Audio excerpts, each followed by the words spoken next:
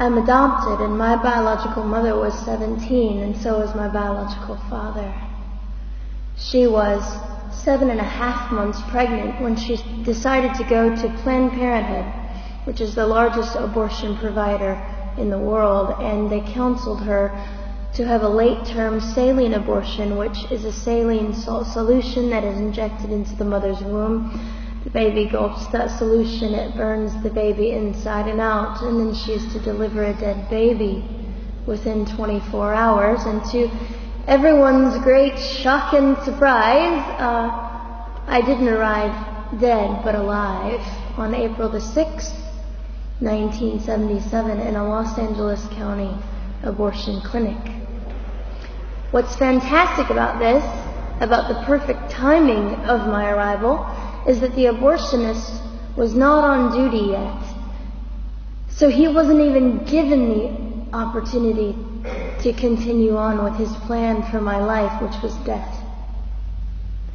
And I know that I am in a government building, and a beautiful one it is, and I love your country as well as my own.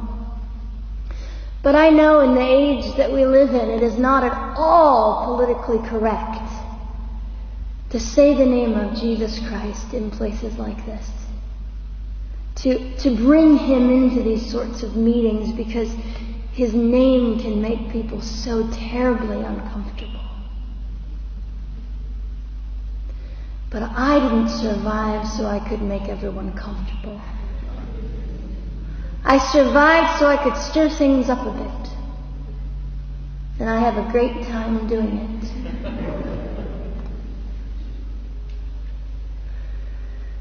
And so I was delivered alive, as I've already said, after 18 hours. I should be blind, I should be burned, I should be dead. And yet I'm not. You know what is fantastic vindication is the fact that the abortionist had to sign my birth certificate. So I know who he is. And it also says, for any skeptic listening, on my medical records, born during saline abortion. Ha! They didn't win. I've done some research on the man that performed the abortion on me. And his clinics are the largest chain of clinics in the United States of America, and they gross $70 million a year. I read a quote from him at some point several years ago, and he said, "I have aborted over 1 million babies, and I consider it my passion." I tell you these things because, listen, ladies and gentlemen, we are in an interesting battle, whether we realize it or not, in this world. It is a battle between life and death. What side are you on?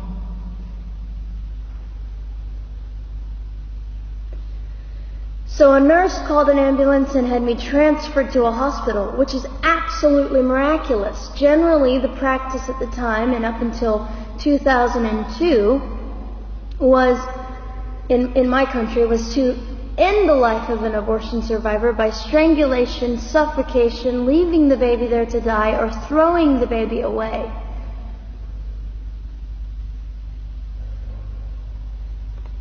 But on August the 5th, 2002, my extraordinary President Bush signed into law the Born Alive Infants Protection Act to prevent that from occurring anymore. You see,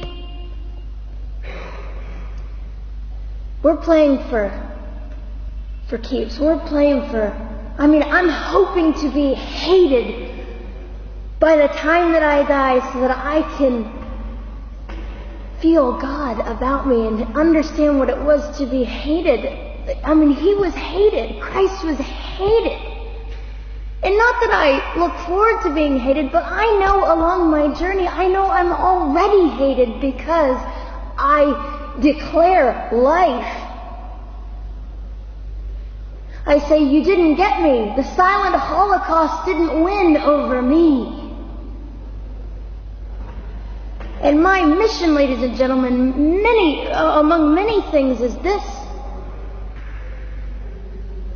to infuse humanity into a debate that we have just compartmentalized and set on a shelf and said it is an issue. We have removed our emotions. We are becoming harder. Do you really want that?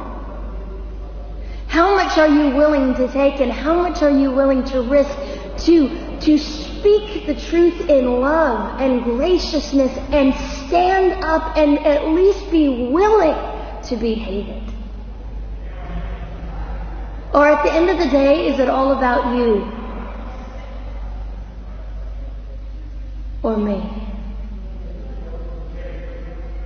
And so, after that, I was placed in an emergency foster care home, where they decided they didn't like me very well, and as I'm fond of saying, I don't know how you could not adore me right from the start. What is wrong with these people? But they didn't. You see, I've been hated since conception by so many, and loved by so many more, but most especially by God. I'm His girl. You don't mess with God's girl. I got a sign on my forehead that says, you better be nice to me because my Father runs the world. So after I was placed in the mean home, I was taken out of the mean home and placed into another home, a beautiful home, Penny's home. And she said by this time I was 17 months old, 32 pounds of dead weight, and diagnosed with what I consider to be the gift of cerebral palsy, which was caused directly by the lack of oxygen to my brain while I was trying to survive. Now I am just compelled to say this. If abortion is merely about women's rights, ladies and gentlemen, then what were mine? There was not a radical feminist standing up and yelling about how my rights were being violated that day. In fact, my life was being snuffed out in the name of women's rights. And ladies and gentlemen, I would not have cerebral palsy had I not survived all of this. So when I hear the appalling, disgusting argument that we should have abortions because the child just might be disabled, the horror that fills my heart. Ladies and gentlemen, there are things that you will only be able to learn by the weakest among us. And when you snuff them out, you are the one that loses. The Lord looks after them, but you are the one that will suffer forever. And what arrogance, what absolute arrogance, and it has been an argument for so long in this human place that we live, that the stronger should dominate the weaker, should determine who lives or dies. The arrogance of that. Don't you realize that you cannot make your own heart beat? Don't you realize that all the power that you think you possess, you really possess none of it? It is the mercy of God that sustains you, even when you hate Him.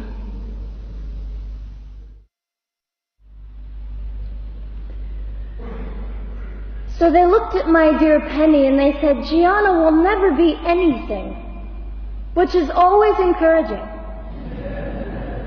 And she decided to ignore them, and she worked with me 3 times a day, and I began to hold up my head, and I said, well, Gianna will never this and never that. Long story shorter, I was walking by the age of 3.5 with a walker and leg braces, and I stand up here today with a mild little limp, and without a walker and leg braces. I fall gracefully sometimes and very ungracefully at other times, depending on the situation.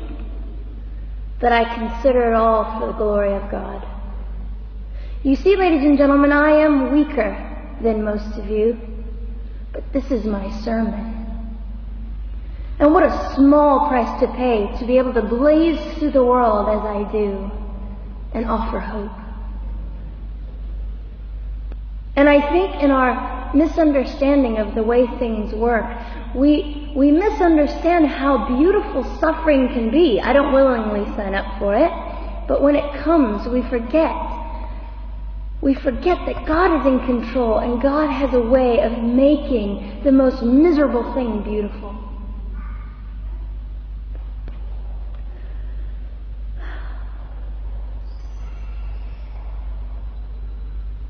I have met my biological mother.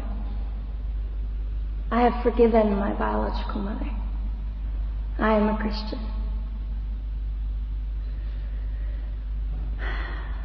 She's a very broken woman. She came to an event I was having 2 years ago, showed up unannounced, and said, "Hello, I'm your mother." And it was a very difficult day. And yet, while I was enduring all of this, you'll probably think I'm silly, but I was sitting there and I was thinking, I don't belong to you. I belong to Christ. I'm His girl, and I'm a princess. So no matter what you say, in all your anger and brokenness and rage, it's not mine to keep. It's not mine to carry, and I won't. I was saying all this inside. So ladies and gentlemen, you have an opportunity. But for just a brief moment, I would like to speak directly to the men in this room and do something that is never done. Men, you are made for greatness. You are made to stand up and be men. You are made to defend women and children, not stand by and turn your head when you know murder is occurring and do nothing about it. You are not made to use women and leave us alone. You are made to be kind and great and gracious and strong and stand for something. Because men, listen to me. I am too tired to do your job. Women, you are not made for abuse. You are not made to sit and not know your worth and your value. You are made to be fought for forever. So now is your moment. What sort of people are you going to be? I trust incredible. I trust, men, you will rise to the occasion. To the politicians listening, particularly to the men, I would say this: you are made for greatness, set your politics aside. You are made to defend what is right and good. This fiery young girl will stand here and say, now's your moment. What sort of man do you want to be? A man obsessed with your own glory, or a man obsessed with the glory of God?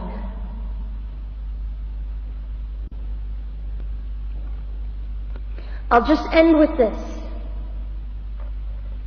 Some of you might be slightly annoyed that all I keep doing is talking about God and Jesus. But how on earth can I walk about limping through this world and not give all my heart and mind and soul and strength to the Christ who gave me life? So if you think I'm a fool, it's just another jewel in my crown. My whole intent in living here is to make God smile. I hope some of this made sense.